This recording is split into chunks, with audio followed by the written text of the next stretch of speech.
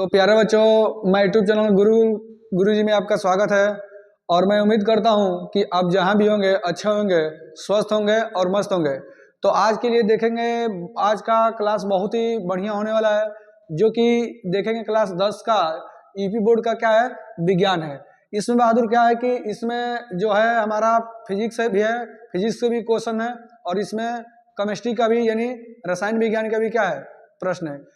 इसमें देखेंगे बहुविकल्पी प्रश्न में क्या है क्या नहीं है। ये जितना भी प्रश्न हम लिए हैं, ये किसी न किसी बोर्ड में, ईपी बोर्ड के पेपर में प्रीवियस ईयर में आया हुआ है।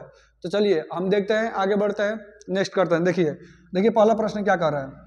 देखिए पहला प्रश्न कह रहा है कि किसी वस्तु का आभासी आकार में बड़ा प्रतिबिंब बनाने के लिए कौन सा दर्पण का प्रयोग करना चाहिए। देखिए मान लीजिए कि कोई वस्तु है, तो इसमें कह रहा है कि कोई वस्तु का आभासी एवं आकार में बड़ा प्रतिबिंब बनाने के लिए कौन से दर्पण का प्रयोग करते हैं। तो देखिए हम जानते हैं कि जो दर्पण होता है उस दर्पण का नाम क्या है, अवतल दर्पण। क्या है, अवतल दर्पण। अब बताओ ये अवतल दर्पण है, अवतल दर्पण है, तो अवतल दर्पण में बहादुर ध्यान देंगे। देखिए अवतल दर्पण में ये अवतल दर्पण होता है, ठीक।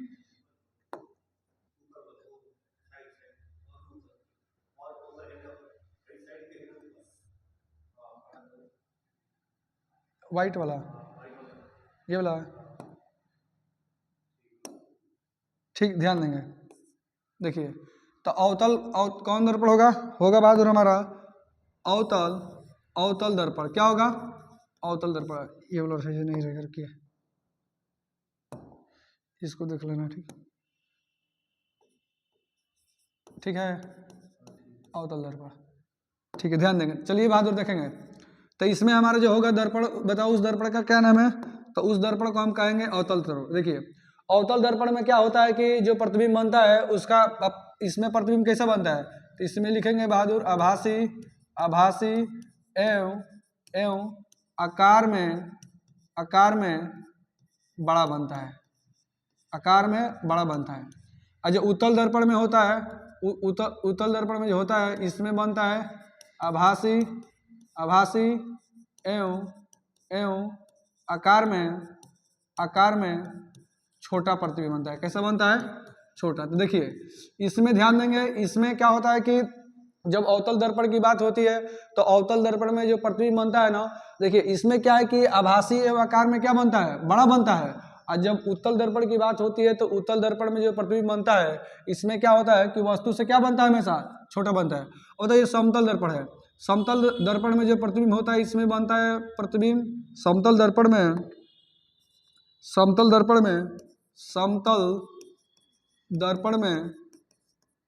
प्रतिबिंब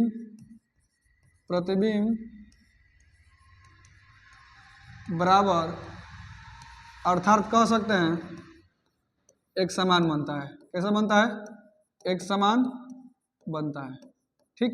देखिए तो हम इतना जान गए कि जो अवतल दर्पण होता है, अवतल दर्पण में जो प्रतिबिंब बनता है होता है उसमें क्या कि आभासी एवं आकार में क्या बनता है, बड़ा बनता है। और उत्तल दर्पण में प्रतिबिंब हमेशा क्या बनता है, आभासी बनेगा, आकार में हमेशा क्या बनता है, वस्तु से छोटा ही बनता है।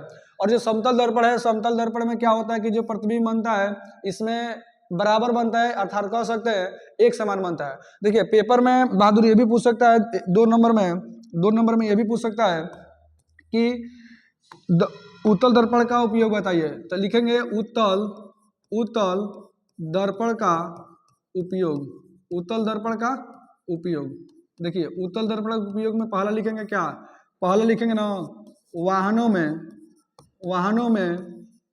में पीछे का दृश्य देखने में किया जाता है, पीछे का दृश्य देखने में किया जाता है उत्तल दर्पण का उपयोग, ठीक। देखिए इसमें ये भी पूछ सकता है, दूसरा ये भी पूछ सकता है बहादुर, दूसरा पूछ सकता है कि अवतल दर्पण। तो लिखेंगे अवतल दर्पण का उपयोग। तो देखिए अवतल दर्पण का उपयोग क्या होता है, तो अवतल दर्पण का जो उपयोग होता है इसमें होता है, लिखेंगे कि हजामत बनाने में, किसमें बनाने में, हजामत। तो लिखेंगे हजामत हजामत बनाने में या मेकअप करने में किया जाता है। ठीक, देखिए तो ये हमारा एक उत्तल दर्पण का उपयोग हो गया, एक दूसरा हो गया अवतल दर्पण का। तो चलिए इसको क्या करेंगे बहादुर कि आप लोग स्क्रीनशॉट लीजिए। देखिए एक क्या है, एक उत्तल दर्पण है, दूसरा क्या है अवतल दर्पण। तो होता क्या है कि उत्तल दर्पण में जो प्रतिबिंब बनता है हमेशा छोटा बनता है, और जो अवतल दर्पण में होता है प्रतिबिंब हमेशा क्या बनता है, बड़ा बनता है। समतल दर्पण की जब बात आती है तो समतल दर्पण में प्रतिबिंब जो बनता है, प्रतिबिंब वो क्या बनता है, वो प्रतिबिंब बनता है, प्रतिबिंब क्या बनता है, बराबर बनता है, अर्थात कह सकते हैं एक समान बनता है। ठीक, इसमें बोले कि उत्तल दर्पण का उपयोग पूछ लिया जाता है कभी कभी। तो उपयोग में पहला उपयोग क्या है कि वाहनों में पीछे के दृश्य देखने में किया जाता है। ठीक, इसमें एक और लिखा गया बाद दूसरा कि अवतल दर्पण का उपयोग क्या है। तो पहला इसमें हजामत बनाने में या मेकअप करने में। देखिए हजामत बनाने में या मेकअप करने में मतलब क्या कि जब इसमें इसलिए किया जाता है कि जब अवतल दर्पण में वस्तु ताकि प्रतिबिंब जो उसका क्या हो, बड़ा बने, तो उसका प्रतिबिंब जब बड़ा बनता है ना, तो इसीलिए क्या किया जाता है कि अवतल दर्पण का उपयोग हजामत बनाने में या मेकअप में किया जाता है। चलेंगे आगे देखेंगे अगला क्या कर रहा है। ठीक, अगला कह रहा है कि किस वस्तु का आभासीय आकार में बड़ा प्रतिबिंब बनाने के लिए लेंस का प्रयोग किया जाता है। सुनिए, तो इसमें देखिए प्रश्न वही है, बस अंतर यह है कि वो बहादुर दर्पण पूछा था और ये वाला हमारा क्या है, लेंस में है। तो देखिए जब लेंस की बात आती है तो सेम एकदम उल्टा हो जाता है। तो इसमें हम करेंगे बहादुर जो आकार में बड़ा बनाने के लिए लेंस का कह रहा है। तो जब लेंस कहेगा ना तो लेंस में हम कहेंगे कौन सा लेंस, उत्तल लेंस। क्या होगा, उत्तल लेंस। देखिए जब इसी में मान लीजिए उल्टा है, ठीक, ये दर्पण का उल्टा होता है, इसमें प्रतिबिंब क्या बनता है, बड़ा बनता है। तो इसमें लिखेंगे, इसमें क्या होगा, प्रतिबिंब आभासी बनेगा, आभासी एवं आकार में क्या बनता है, छोटा। क्या बनता है, छोटा बनता है। देखिए सेम एकदम उसके उल्टा है। उसमें क्या था कि एक बड़ा तो एक छोटा, और इसमें जो उत्तल लेंस होता है, उत्तल लेंस किसमें बनता है, ये उत्तल लेंस जो होता है इसमें प्रतिबिंब कैसा बनता है, इसमें बड़ा बनता है। और जब लेंस की बात आती है तो अवतल लेंस में जो प्रतिबिंब होता है वो प्रतिबिंब हमेशा कैसे बनता है, छोटा बनता है। ठीक, तो चलिए इसको स्क्रीनशॉट लीजिए फटाफट। ठीक, तो चलते आगे बढ़ते हैं, देखेंगे अगला क्या कर रहा है प्रश्न। अगला बहादुर क्या कर रहा है, कह रहा है कि किस वस्तु का आभासीय आकार में बड़ा प्रतिबिंब। चलिए ये प्रश्न वही है, 2 नंबर वही प्रश्न है। ठीक, चलते आगे बढ़ते हैं, अगला प्रश्न देखेंगे। कह रहा है कि आकाश के नीले रंग दिखने के कारण क्या होता है। देखिए आकाश का नीला रंग दिखने के कारण क्या होता है, तो हम आंसर टिक करेंगे बहादुर आसानी से। इसका आंसर होगा प्रकीर्णन। क्या होगा, प्रकीर्णन। तो हम आंसर ऐसे टिक करेंगे, क्या होता है, प्रकीर्णन। देखिए प्रकीर्णन के कारण कैसे कौन कौन सी ऐसी जो होती है, जो घटनाएं होती है, तो लिखेंगे पहला नंबर लिखेंगे बादलों का सफेद दिखाई देना। तो बताओ किसके कारण होता है, तो हम कहेंगे प्रकाश के प्रकीर्णन के कारण, प्रकाश के प्रकीर्णन के कारण। दूसरा बहादुर इसमें देखेंगे, दूसरा सूर्योदय एवं सूर्यास्त के समय सूर्य का लाल दिखाई देना। ठीक, और तीसरा हमारा प्रश्न में यही है कि आकाश के नीला रंग दिखने का कारण क्या है, आकाश का नीला रंग दिखाई देना। देखिए ये पेपर में इनमें से कोई भी एक एकदम मान लीजिए बहादुर की अपने आप में ये भी प्रश्न क्या है, वेरी इंपॉर्टेंट है, ये पेपर में पूछा जा सकता है कि बादलों का सफेद दिखाई देना क्या होता है। तो हम कहेंगे प्रकाश के प्रकीर्णन के कारण। इसमें दिया है सूर्योदय। देखिए सूर्योदय का मतलब क्या कि जब सूर्य उदय होता है, सूर्यास्त का मतलब क्या कि जब सूर्य का अस्त होता है तो उस समय जो सूर्य होता है, सूर्य का जो रंग होता है वो क्या होता है कि लाल दिखाई देता है। तो बताओ किसके कारण दिखाई देता है, तो हम कहेंगे आसानी से प्रकाश के प्रकीर्णन के कारण। अब बताओ इसमें तीसरा आकाश का नीला रंग दिखाई देता है, क्यों देता है, किसके कारण देता है, तो हम अभी बोले ना कि प्रकाश के प्रकीर्णन के कारण। अब देखिए प्रकाश के प्रकीर्णन की जो खोज किया था उस वैज्ञानिक का नाम था लॉर्ड रेले नामक वैज्ञानिक था, जिन्होंने बताया था ना कि जो प्रकीर्णित प्रकाश की जो तीव्रता होती है उसके तरंग दैर्ध्य के चतुर्थ घाती के क्या होती है, व्युत्क्रमपाती होते हैं। तो बताओ ये जो नियम दिया था उस वैज्ञानिक का क्या नाम था? इसका वैज्ञानिक का नाम था लॉर्ड रेले। क्या नाम था? रेले। ठीक, तो इन्होंने बताया था कि जो प्रकीर्णित लिखेंगे कि जहाँ जहाँ आई प्रकाश की तीव्रता क्या है? तीव्रता। और हमारा बहादुर जो लेमडा होगा, लेमडा क्या होगा? तरंग दैर्ध्य। क्या होगा? तरंग दैर्ध्य। तो ये हमारा क्या है? पूरा प्रकाश की प्रकीर्णन से जानकारी है। ठीक, तो आगे चलते हैं बहादुर, चलिए इसको स्क्रीनशॉट लीजिए फटाफट। चलिए, हो गया। तो यही होता है प्रकाश का प्रकीर्णन। देखिए, अगर इसमें मान लीजिए हम लिखना होता है ना तो ये भी लिख सकते हैं कि इसमें प्रश्न बनता है। देखिए, प्रश्न बनता क्या है कि किस रंग का अपवर्तनांक अधिक होता है। चलिए, उसको तो बता ही दिए थे। चलो आगे बढ़ते हैं, ध्यान देना। ठीक, चलते हैं, अगला प्रश्न देखेंगे क्या है। अगला प्रश्न कह रहा है कि प्रकाश की चाल अधिकतम होती है। देखिए, प्रकाश की चाल कह रहा है ना कि कहाँ अधिक होती है, मतलब किसमें अधिक होती है। चार ऑप्शन दिया हमारे सामने। पहला ऑप्शन दिया है जल में, दूसरा ऑप्शन दिया है कांच में, और तीसरा ऑप्शन दिया है बहादुर इसमें हीरे में, और चौथा दिया निर्वात में। देखिए, प्रकाश की चाल किसमें अधिक होगा, किसमें कम होगा। अच्छा, इसको एक क्रम के माध्यम से समझेंगे कि क्रम में किसमें अधिक, किसमें ज़्यादा, किसमें कम होगा। तो चलिए हम क्या करते हैं देखेंगे। देखिए, हम बहादुर जानते हैं कि जो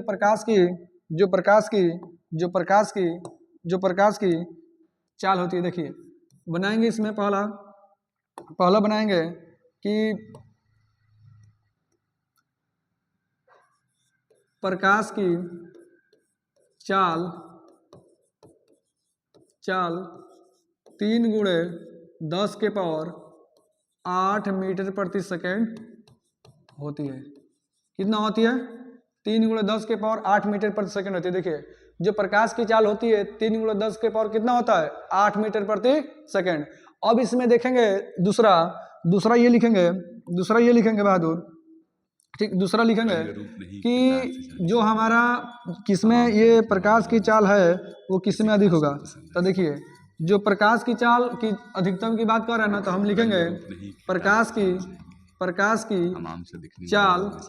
चाल सबसे अधिक कहाँ होता है? तो लिखेंगे अधिक निर्वात में। कहाँ होता है? निर्वात में होता है। देखिए, निर्वात में, तो आसानी से टिक करेंगे, आंसर क्या होगा? निर्वात में। अब देखिए, सबसे मान लीजिए कि अगर अधिक निर्वात में हो रहा है तो ये बताइए, ये भी तो प्रश्न बन सकता है कि सबसे कम किस में होता है। तो लिखेंगे प्रकाश की चाल सबसे कम हीरे में होता है। लिखेंगे क्या? सबसे कम हीरा में। कहाँ होता है? हीरा में होता है। अच्छा, क्या कारण है कि हीरा में सबसे कम होता है और इसमें क्या होता है कि सबसे अधिक होता है? तो हम आसानी से कह सकते हैं क्योंकि हीरे का जो अपवर्तनांक होता है सबसे क्या होता है? अधिक होता है। तो देखिए, जो प्रकाश की चाल सबसे कम कहाँ होता है? तो हीरा में होता है। और कह देंगे जो प्रकाश की जो सबसे चाल अधिक की बात है तो कहाँ होता है? निर्वात में। निर्वात होता क्या? देखिए, निर्वात को बहादुर इसको बोलते हैं वैक्यूम। क्या कहते हैं? वैक्यूम। निर्वात के मतलब ना कह सकते हैं कि एक तरफ से कि जहाँ वायु उपस्थित ना हो तो उसको हम क्या कहते हैं? निर्वात। तो निर्वात है समझ में। चलिए आगे चलते हैं। देखिए, इसमें जब क्रम की बात आएगी तो देखिए क्रम में हम देख लेते हैं। देखिए, सबसे अधिक कहाँ होगा? तो लिखेंगे सबसे अधिक निर्वात में। ठीक, उसके बाद सबसे अधिक कहाँ होगा? तो लिखेंगे हम किस में? लिखेंगे जल में। उससे सबसे अधिक कहाँ होगा? तो हम लिखेंगे कांच में। अब बताओ, जब सबसे कम की बात आएगा, सबसे कम की बात, तो हम क्या लिखेंगे? हीरा में। कहाँ होता है? हीरा में। देखिए, हीरा में सबसे क्या होगा? प्रकाश की चाल क्या होगा? कम। क्या होगा? कम होगा। और निर्वात में प्रकाश की चाल सबसे अधिक होगा। तो चलो, इतना बात समझ में आया। देखिए, जो प्रकाश की चाल होता है व्हाइट पर नहीं दिख रहा है। चलिए ठीक है, अगले देखें। तो जो प्रकाश की चाल होता है 3×10⁸ मीटर पर सेकेंड होता है। अब प्रकाश की जो चाल होता है सबसे अधिक निर्वात में होता है, और जो प्रकाश की चाल सबसे कम की बात आती है तो हीरा में होता है। और जब क्रम की बात आएगी तो बताओ क्रम में बहादुर निर्वात में सबसे अधिक, जल में, उसके बाद कांच में, उसके बाद सबसे कम कहाँ होता है? हीरा में। तो चलिए इसको आप स्क्रीनशॉट लीजिए। चलिए क्या करता है, सेशन को आगे बढ़ाते हैं। ठीक, चलते हैं आगे। ठीक, देखेंगे दूसरा क्या कह रहा है। कह रहा है कि यदि 3 विभिन्न मानों के प्रतिरोधों को श्रेणी क्रम में संयोजन में जोड़ा जाए तो उन सभी में निश्चित रूप से एक ही मान होगा। देखिए एक ही मान, ये श्रेणी और समांतर क्रम की कहानी है। ये आप लोग को पढ़ा चुके हैं हम। देखिए समांतर और श्रेणी क्रम की कहानी क्या है इसमें। ठीक, देखिए समांतर क्रम, श्रेणी क्रम। देखिए एक होता है बहादुर क्या, एक होता है हमारा, एक होता है श्रेणी क्रम। क्या होता है? श्रेणी क्रम। ठीक, तब देखिए श्रेणी क्रम की जब बात होती है ना तो किसका श्रेणी क्रम की हम बात कर रहे हैं? देखिए लिखेंगे इसमें वैद्युत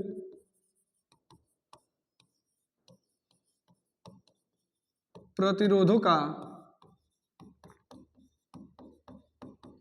श्रेणी क्रम संयोजन। तो देखिए इसका जो फॉर्मूला होता है R बराबर में क्या होता है? R1 प्लस R2 प्लस क्या होता है? R3। देखिए तो श्रेणी क्रम में क्या होता है? श्रेणी क्रम लिखेंगे वैद्युत प्रतिरोधों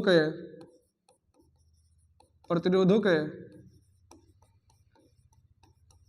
श्रेणी क्रम में वैद्युत धारा का मान समान होता है। क्या होता है? समान होता है। चलिए ये आप लोग क्लास में आप लोग ये पढ़ा चुके हैं कि जो श्रेणी क्रम के फॉर्मूला होता है बहादुर क्या होता है? R बराबर में R1 प्लस R2 प्लस क्या होगा? R3। और जो श्रेणी क्रम में जो धारा का मान होता है वो क्या होता है? एक समान होता है। तो बताओ ये श्रेणी क्रम की कहानी थी। तो प्रश्न क्या कह रहा है? कह रहा है कि यदि 3 विभिन्न मानों के प्रतिरोधों को श्रेणी क्रम में संयोजन जोड़ा जाए तो उन सभी में निश्चित रूप से एक ही मान होगा। एक ही मान का मतलब समान क्या होगा? तो देखिए इसमें ऑप्शन क्या टिक कर देंगे? प्रत्येक प्रतिरोध में प्रवाहित होने वाली विद्युत धारा का मतलब क्या? आई। क्या? आई। अब देखिए ये श्रेणी क्रम का फॉर्मूला है। एक बहादुर इसमें होता है क्या? समांतर क्रम, समांतर क्रम संयोजन। तो समांतर क्रम संयोजन में क्या होता है फॉर्मूला? इसमें होता है 1/r बराबर में 1 में R1 प्लस 1 में क्या होता है? R2 और एक होता है क्या? R3। ये हमारा समांतर क्रम हो गया।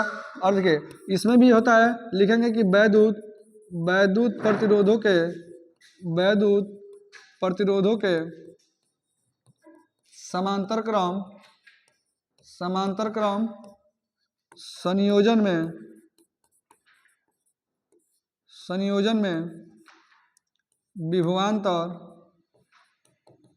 विभवांतर एक समान होता है। क्या होता है? समान होता है। तो चलिए समझ में आया। देखिए श्रेणी क्रम में क्या होता है कि धारा का मान समान होता है, और समांतर क्रम में किसका मान समान होता है? विभवांतर का। देखिए जो श्रेणी क्रम का फॉर्मूला होता है क्या होता है? R बराबर में R1 प्लस R2 प्लस क्या होता है? R3। और जो समांतर क्रम में जो होता है फॉर्मूला वो क्या होता है? 1/r बराबर में 1/R1 प्लस 1 में R2 प्लस 1 में R3। देखिए श्रेणी क्रम में होता है जो धारा का मान एक समान होता है, और जो समांतर क्रम में होता है उसमें किसका मान समान होता है? विभवांतर का। इसको परिपथ आरेख द्वारा हम बता चुके हैं कि परिपथ में इसका कैसे, परिपथ आरेख द्वारा इसको भी हम क्या कर रहे हैं? बता चुके हैं। तो चलिए ये समझ में आया। चलिए इसको स्क्रीनशॉट फटाफट कीजिए। तो चलिए स्क्रीनशॉट कर लिए। चलिए आगे बढ़ते हैं। ठीक, देखेंगे अगला क्या कर रहे हैं। अगला क्या है? कह रहा है किसी विद्युत परिपथ में किसी प्रतिरोधों के सिरों के बीच विभवांतर की इकाई होती है। देखिए विभवांतर की इकाई पूछ रहे हैं। देखिए विभवांतर होता क्या है? तो देखिए विभवांतर का, विभव का एक फार्मूला बताए थे बहादुर, V बराबर में W बटा में क्या होता है? Q। ठीक, अब यहाँ से विभव का मात्रक निकालेंगे। विभव का मात्रक, देखो मात्रक कैसे निकालने के लिए बताए थे? बताओ ये कार्य है तो कार्य का मात्रक क्या होता है? जूल। ये आवेश है, बताओ आवेश का मात्रक क्या होता है? कूलाम। देखिए इसका अगर सेकेंड रूप ऐसे भी लिख सकते हैं हम, कोई दिक्कत नहीं है। ध्यान देना, ये जूल है, यही जब कूलाम ऊपर जाता है तो किसका रूप धर लेता है? इनवर्स का। किसका? इनवर्स का। तो चलिए देखेंगे ये कूलाम इनवर्स में आएगा। किस में आएगा? कूलाम इनवर्स में। तो तो चलिए इसको ऐसे लिख सकते हैं, ये जूल प्रति कूलाम होगा, तो इसको बाद में हम क्या कह सकते हैं, इसी को यहाँ करके लिख सकते हैं जूल जूल, और ये ऊपर जाएगा तो किसका रूप धरेगा, इनवर्स का, तो जूल इंटू कूलाम इनवर्स। देखिए एक विभो का अनिमात्रक, विभो का जो अनिमात्रक होता है, अनिमात्रक, इसको हम क्या कहते हैं, बोल्ट। क्या कहते हैं, बोल्ट। तो प्रश्न ये भी पूछा जा सकता है कि जो बोल्ट होता है वो किसके बराबर होता है, तो हम कहेंगे जूल प्रति कूलाम का। किसके बराबर होता है, जूल प्रति कूलाम का। देखिए अंतर क्या रहता है कि जो विभव होता है वो एक बिंदु आवेश के कारण में वो उसका मान निकाला जाता है, और जो विभवांतर होता है, विभवांतर में दो बिंदु के लिए निकाला जाता है। देखिए विभवांतर का फॉर्मूला क्या होता है, देखेंगे विभवांतर। देखिए विभवांतर में ये फॉर्मूला बताया था ना आपको, VA माइनस VB बराबर में W बटा में क्या हो जाएगा, क्यों, तो ये हो गया। अब बताओ विभव या विभवांतर और दोनों का मात्रा यूनिट क्या होता है, सेम होता है, तो बताओ इसका भी मात्रा क्या होगा, इसको कहेंगे बोल्ट। अब बोल्ट कह सकते हैं, इसी को हम क्या कहेंगे बहादुर, जूल प्रति क्या कहेंगे, कूलाम। देखो जूल प्रति कूलाम हो गया ना, तो जब जूल प्रति कूलाम हो गया तो आंसर देखेंगे दिया क्या है, देखिए वाट बोल्ट में दिया, किस में दिया, सॉरी बोल्ट में, तो हम लिखेंगे बोल्ट में। ठीक आए समझ में, तो चलिए आप इसको स्क्रीनशॉट लीजिए फटाफट, चलते हैं आगे बढ़ते हैं। देखेंगे अगला प्रश्न क्या कर रहा है, अगला प्रश्न क्या कर रहा है। ठीक देखिए अगला प्रश्न कर रहा है कि एक समान चुंबक क्षेत्र में क्षेत्र के लंबवत स्थित विद्युत धारावाही चालक पर लगने वाले बल की दिशा होती है। देखिए कह रहा है ना कि एक चुंबक के क्षेत्र में क्षेत्र के लंबवत स्थित विद्युत धारावाही चालक पर लगने वाली बल की दिशा बताना है। देखिए बल की दिशा ज्ञात करने के लिए हम लोग बहादुर क्या है ना कि पढ़ कर आए हैं, उसमें होता है कि मैक्सवेल का पंचवर्ती का नियम, दाएं हाथ का नियम, उसमें पढ़े फ्लेमिंग के बाएं हाथ का नियम, तो ये नियम हम लोग पढ़ चुके हैं। देखिए तो इसमें कह रहा है ना कि जो विद्युत धारावाही चालक पर लगने वाले होगा बल की दिशा क्या होगा। देखिए आप लोग के पढ़ाए थे फ्लेमिंग के नियम, क्या पढ़ाए थे, फ्लेमिंग के नियम, तो हम कह सकते हैं आसानी से कि इन दोनों दिशाओं के क्या होगा, लंबवत होगा। अब बताओ ये किस नियम का होगा, तो लिखेंगे कि यह फ्लेमिंग के बाएं हाथ के नियम द्वारा होता है। किसके नियम द्वारा होता है, तो फ्लेमिंग के बाएं हाथ के नियम द्वारा होता है। तो चलिए तो हम कह सकते हैं आसानी से इसका आंसर कह सकते हैं कि इन दोनों दिशाओं के क्या होता है, लंबवत होता है। तो किस नियम के द्वारा होता है, तो हम कहेंगे कि यह फ्लेमिंग के बाएं हाथ के नियम के द्वारा होता है। तो चलिए आगे बढ़ते हैं बहादुर, इसको स्क्रीनशॉट लीजिए फटाफट। ठीक चलते हैं आगे, सेशन को बढ़ाते रहिए आप लोग। चलिए देखेंगे अगला क्या कर रहा है, कह रहे क्या कि शून्य पीएच वाला बिलियन होता है। शून्य पीएच वाला बिलियन का मतलब क्या, देखिए शून्य पीएच के बिलियन बताए थे, कल ही के क्लास में पढ़ाए थे कि पीएच पैमाना क्या होता है, पीएच पैमाने की खोज किसने किया था, और जो पीएच पैमाना होता है उसका परिसर क्या होता है। देखिए हम इसमें लिखेंगे जो शून्य पीएच वाला बिलियन होता है, शून्य पीएच वाला जो बिलियन होता है, तो बताया था ना कि उसका जो होगा क्या होगा, अम्लीय होगा। क्या होगा, अम्लीय होगा। अब देखिए बताए थे कि अगर मान लीजिए बहादुर की 7 से कम होगा तो उसकी प्रकृति बताया था कि क्या होगी, अम्लीय होगी। क्या होगी, अम्लीय होगी। ठीक अगर 7 से अधिक होगा तो उसकी प्रकृति क्या होगी, क्षारीय होगी। क्या होगी, क्षारीय होगी। अगर केवल बहादुर 7 हो तो उसका क्या होगा प्रकृति, उसका उदासीन होगा। क्या होगा, उदासीन होगा। अब बताओ ये भी कल बताए थे कि जो 7 से कम होगा उसकी प्रकृति अम्लीय होगा, और जो 7 से कम होगा उसकी प्रकृति क्षारीय होगा, और जो इसका 7 रहेगा, केवल 7 रहेगा तो क्या होगा, उदासीन होगा। तो देखिए ये भी बोले थे कि आप लोग की जो पीएच पैमाना होता है, पीएच स्केल का खोज किसने किया था, तो कल बताया था ना, पीएच स्केल का खोज 1909 ईस्वी में सोरेनसन नामक वैज्ञानिक ने किया था। देखिए तो पीएच स्केल का खोज किसने किया था, सोरेनसन नामक वैज्ञानिक ने किया था। तो चलिए इतना समझ में आया। अब देखिए ये भी कल बताए थे कि मानव रक्त का जो पीएच मान होता है, मानव रक्त का पीएच मान कितना होता है, तो ये 7 पॉइंट कितना होता है, 4 होता है। बोले थे कि जो आंसू का पीएच मान होता है, ये भी कितना होता है, तो 7.4 होता है।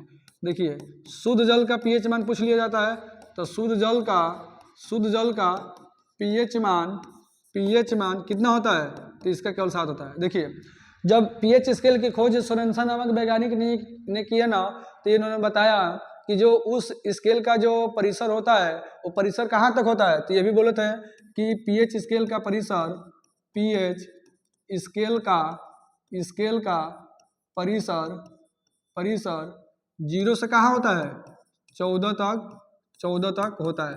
तो चलिए ये बताइए पीएच की कहानी समझ में पूरा आया। पीएच का खोज किसने किया, पीएच पैमाना की पीएच स्केल की खोज किसने किया था, तो सन 1909 ईस्वी में सोरेनसन नामक वैज्ञानिक ने पीएच स्केल की खोज किया था। ठीक, अभी इन्होंने जब खोज किया ना, तो उसका परिसर रखा, परिसर की रेंज कहाँ तक स्केल का था, तो उसका जो रेंज था कहाँ तक था, 0 से 14 तक। देखिए 7 से जब कम रहेगा पीएच मान तो उसको अम्लीय प्रकृति होगा, जब 7 से अधिक होगा तो उसका पीएच क्या होगा, क्षारीय होगा, और जब केवल 7 होगा तो बताओ उसकी क्या होगी प्रकृति, तो उसकी प्रकृति क्या होगा, उदासीन होगा। देखिए कभी कभी ये भी आ जाएगा एमसीक्यू प्रश्न में बहादुर, ये पूछा जाता है किसी न किसी अभी पेपर में आ चुका है कि शुद्ध जल का पीएच मान कितना होता है, तो ये बताओ शुद्ध जल का पीएच मान बहादुर कितना होता है, 7 होता है। आंसू का पीएच मान कितना होता है, 7.4 होता है, और मानव रक्त का पीएच मान कितना होता है, 7.4। तो चलिए इतना बात समझ में आया। जब ये बात समझ में आई तो चलते हैं बहादुर, क्या करते हैं, इसको आप स्क्रीनशॉट लीजिए, और स्क्रीनशॉट लेने के बाद हम क्या करेंगे कि आगे की तरफ बढ़ते हैं। ठीक, चलिए आया समझ में, तो चलिए आगे चलते हैं। ठीक, मुझे उम्मीद होगी कि आप लोग की समझ में आया होगा। ठीक, चलते हैं आगे। अगला देखें क्या कर रहा है, अगला बहादुर प्रश्न क्या कर रहा है कि निम्नलिखित में से कौन सी धातु ठंडे जल के साथ हाइड्रोजन से गैस बनाती है। देखिए जब ठंडे जल की बात हो ना तो हम आसानी से कह सकते हैं पोटेशियम। देखिए ठंडे जल के साथ अभिक्रिया लिखेंगे, ठंडे जल के साथ अभिक्रिया करने वाली धातु, अभिक्रिया करने वाली धातु। चलिए ज़्यादा नहीं लिखेंगे बहादुर, इसमें देखेंगे क्या होगा। एक होता है बहादुर क्या, सोडियम, और दूसरा क्या हो जाएगा इसमें, पोटेशियम। क्या होता है, पोटेशियम। देखिए कभी कभी पेपर में ये भी पूछ लिया जाएगा कि सोडियम का जो संकेत होता है क्या होता है, Na, और जो पोटेशियम का जो संकेत होता है क्या होता है, K। तो सोडियम का Na हो गया, पोटेशियम क्या हो गया, P। देखिए बहुत से बच्चे क्या करते हैं, गलती कहाँ करते हैं, वो क्या करते हैं ना कि पोटेशियम का लिखना होता है ना तो इसका सिंबल P लिख देते हैं। नहीं, ये हमारा क्या है, गलत है। क्या होगा, गलत होगा। तो इसका क्या होगा सिंबल, पोटेशियम का सिंबल क्या होता है, और सोडियम का सिंबल क्या होता है, Na। तो देखिए इसमें सोडियम ना दिया है, जब सोडियम नहीं दिया होगा तो आंसर क्या हो जाएगा, पोटेशियम। तो ये सोडियम और पोटेशियम जो है क्या होती है, ये ठंडे जल के साथ क्या करती है, अभिक्रिया करती है। चलिए आगे चलते हैं, देखेंगे अगला प्रश्न क्या कर रहा है। अगला प्रश्न बहादुर क्या है, कह रहा है कि सूर्य के प्रकाश से परारहित की उपस्थिति में CO2 तथा H2O के संयोजन से निम्नलिखित में से कौन सी यौगिक बनता है। देखिए हम कह देंगे बहादुर क्या बनता है, ग्लूकोज बनता है। क्या बनता है, ग्लूकोज। अब बताओ, चलो आगे चलते हैं, अगला प्रश्न देखें क्या कहता है। अगला प्रश्न क्या कहता है कि निम्नलिखित में से कौन सी धातु कमरे के ताप पर ठोस अवस्था में नहीं होती है। कह रहे कि कमरे के ताप पर ठोस अवस्था में नहीं होती है। देखिए ये बहुत ही बहादुर, ये फेमस प्रश्न है, इसको मान लीजिए, इसको लगा लीजिए, VVIMP इसको लगा लीजिए, बहुत इंपॉर्टेंट है ये पेपर में बहादुर पूछा गया है। ये पिछले ही पेपर में ये प्रश्न आया है कि कमरे के ताप पर ठोस क्या होती है, कि जो कमरे के ताप होता है वो कमरे के ताप पर ठोस अवस्था में नहीं होती है। देखिए तो हम कह सकते हैं आसानी से, जो मरकरी होती है ना ये ठोस अवस्था में नहीं होती है। देखिए मरकरी का लिख सकते हैं, मरकरी का जो अन्य नाम होता है, अन्य नाम क्या होता है, इसी को कहते हैं बहादुर पारा। क्या कहते हैं, पारा। अब बताओ जो पारा का जो संकेत हम लिखते हैं बहादुर, बताओ उसका संकेत क्या लिखते हैं, तो हम लिखते हैं Hg। क्या लिखते हैं, Hg। तो चलिए समझ में आया। देखिए मात्र एक ऐसा ये पारा मरकरी है, इसी को Hg बोलते हैं, कि जो किसमें होती है, ये द्रव में, किसमें होती है, द्रव में पाई जाती है। ठीक, तो चलिए पारा समझ में आया। तो पारा को ही मरकरी कहा जाता है। उसी मरकरी को हम बहादुर का सिंबल किससे इंडिकेट करते हैं, हम Hg से क्या करते हैं, इंडिकेट करते हैं। तो ये क्या होती है कि ये कमरे के ताप पर द्रव अवस्था में पाई जाती है। तो चलिए मैं लिख ही दे रहा हूँ, क्या दिक्कत है, देखेंगे। ये जो कमरे के ताप पर लिखेंगे, कमरे के ताप पर यह द्रव अवस्था में पाई जाती है। ठीक, तो देखिए तो कह सकते हैं आसानी से कि जो मरकरी यानी पारा होता है उसकी अवस्था कैसी होती है, तो हम कह देंगे आसानी से कि उसकी अवस्था कैसी होती है, द्रव अवस्था में पाई जाती है। कैसी पाई जाती है, द्रव अवस्था में। तो ये हमारा क्या है, Hg है, इसी को मरकरी कहते हैं, इसी को क्या कहते हैं, पारा कहते हैं। आए समझ में बात। चलते हैं अगला प्रश्न देखते हैं बहादुर क्या कहता है। चलिए आगे बढ़े, चलिए सेशन को आप लोग बढ़ाते रहिए। अगला प्रश्न देखते हैं क्या कह रहा है। अगला क्या है, कह रहा है कि अम्ल और क्षार की अभिक्रिया से प्राप्त होता है। देखिए अम्ल और क्षार की कहानी है। अब हम जानेंगे कि अम्ल क्या होता है, क्षार क्या होता है, ये दोनों की कहानी जानेंगे। तो चलिए बहादुर क्या करते हैं, हम क्या करते हैं कि अम्ल, देखिए पहले तो समझेंगे कि अम्ल क्या होता है। देखिए अम्ल बताए थे ना, अम्ल बताए थे कि जो जल विलियन में अरेनियस अवधारणा के अनुसार जो जल विलियन में H+ क्या करता है, त्यागता है। जब H+ त्यागेगा तो उसको अम्ल कहेंगे। और जो जल विलियन में क्या करेगा, OH ऋणात्मक त्यागेगा, यानी OH ऋणात्मक देगा, तो उसको हम क्या कहेंगे, क्षारीय कहेंगे। अब बताओ जब बात आती है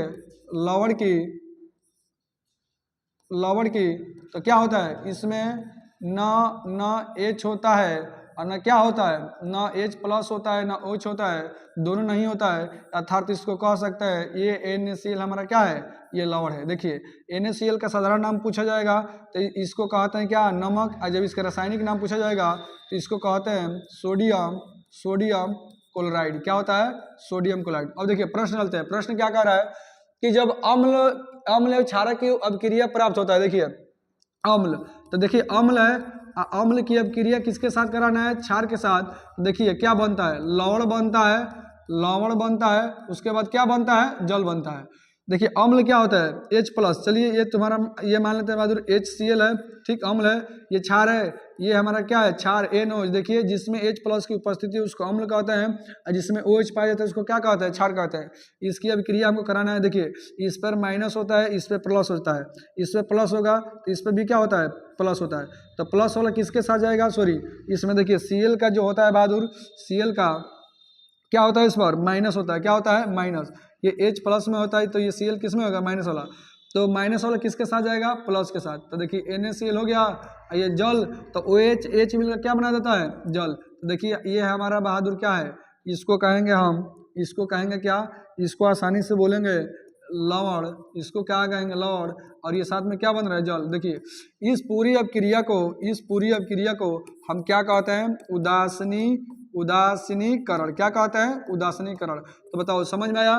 तो बताओ उदासीनीकरण क्या होता है। तो जब हम क्या करते हैं, जब हम करते क्या है कि जब अम्ल की अभिक्रिया क्षार के साथ कराते हैं तो लवण और किसका निर्माण होता है, जल का। तो जब लवण और जल का निर्माण होता है तो उसको हम क्या कहेंगे, उस अभिक्रिया को हम क्या कहेंगे, उदासीनीकरण अभिक्रिया। ठीक। अम्ल क्या होता है, तो जिसके जल विलयन में H+ पाए जाते हैं उसको अम्ल कहते हैं। क्षार क्या होता है, जिसके जल विलयन में OH नेगेटिव होता है उसको क्या कहेंगे, क्षारीय। और जिसमें बहादुर दोनों ना हो अर्थात क्या, लवण। चलिए कुछ अम्ल का मैं नाम लिख दे रहा हूँ। चलिए HCl ये हमारा अम्ल है, HNO3 ये भी हमारा अम्ल है, H2SO4 सल्फ्यूरिक अम्ल ये भी हमारा क्या है, अम्ल है। चलिए एसिटिक अम्ल का नाम सुने, CH3COOH एसिटिक अम्ल का होता है। ठीक, चलिए आया समझ में। तो आगे बढ़ते हैं, अगला प्रश्न देखते हैं बहादुर क्या कह रहा है। अगला प्रश्न कह रहा है ना कि निम्नलिखित अभिक्रिया COCH3 मतलब कैल्शियम कार्बोनेट, जब ये देखिए ये क्या है ना कि जब एक भाग बहादुर टूटकर दो भागों में बढ़ता है तो उसको कहते हैं, उस अभिक्रिया को कहते हैं अपघटन अभिक्रिया। क्या कहते हैं, अपघटन अभिक्रिया। आप लोग के बहादुर ये क्लास में पढ़ा चुके हैं कि अपघटन, वियोजन, संयोजन ये अभिक्रिया क्या होती है। अब देखिए जब दो जोड़कर एक का निर्माण करते हैं तो ऐसी अभिक्रिया को हम कहते हैं संयोजन। क्या कहते हैं, संयोजन अभिक्रिया। क्या कहते हैं, संयोजन अभिक्रिया। देखिए तो इसमें क्या है ना कि जो कैल्शियम कार्बोनेट है ये टूटकर कैल्शियम ऑक्साइड और किसमें टूट रहा है, कार्बन डाइऑक्साइड में। तो बताओ एक टूटकर दो बन रहा है, तो जब एक टूटकर दो बन रहा है तो उसको हम कहेंगे कौन अभिक्रिया, अपघटन अभिक्रिया। क्या कहेंगे, अपघटन अभिक्रिया। चलो ये बात समझ में आया। चलिए आगे बढ़ते हैं, अगला प्रश्न देखिए क्या क्या होता है। अगला क्या कह रहा है, कर एक श्रृंखला का गुण किस परमाणु में पाया जाता है। देखिए श्रृंखला का गुण सबसे ज्यादा देखा जाए ना तो किसमें पाया जाता है, कार्बन में। किसमें पाया जाता है, कार्बन में। किसमें पाया जाता है, कार्बन में। तो आसानी से ठीक कर देंगे। चलिए आगे बढ़ते हैं, देखते हैं अगला प्रश्न क्या कर रहा है। ठीक, चलिए कह रहा है कि ईंधन औषधियों के रूप में उपयोग होता है। तो चलिए ये आप लोग का लास्ट प्रश्न था, इसको होमवर्क है, आप लोग इसको कर कल आंसर कमेंट सेक्शन में लिख दीजिएगा। ठीक, देखिए तो चलिए ये बताओ क्लास आपको समझ में आया? मुझे उम्मीद होगी कि आप लोगों को सेशन बहुत पसंद आया होगा। तो चलिए अब बारी आती है साहिल सर की क्लास लेने की। धन्यवाद। हाँ लाइव है हम लोग।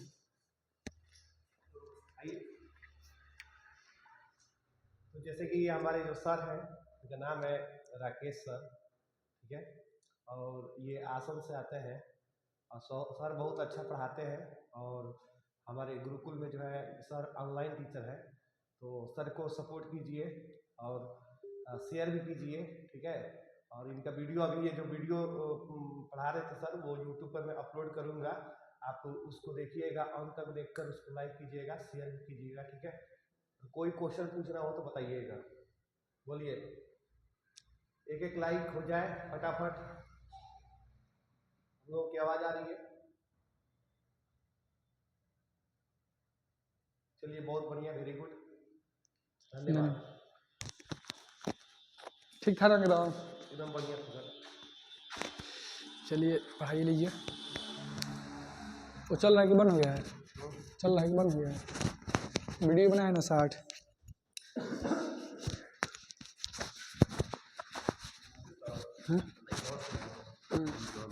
हाँ सब बच्चे जुड़ेंगे, ये बात सही कह रहे हैं। जाते हैं अच्छा जानते हैं हम लोग क्या करें? कर दीजिए उसको, कर दीजिए ना। जाते हैं कितने बच्चे? 25, 24 बच्चे, 32 बच्चे जुड़े थे एक बार। अच्छा पढ़ा रहे थे तो 32 लड़के जो है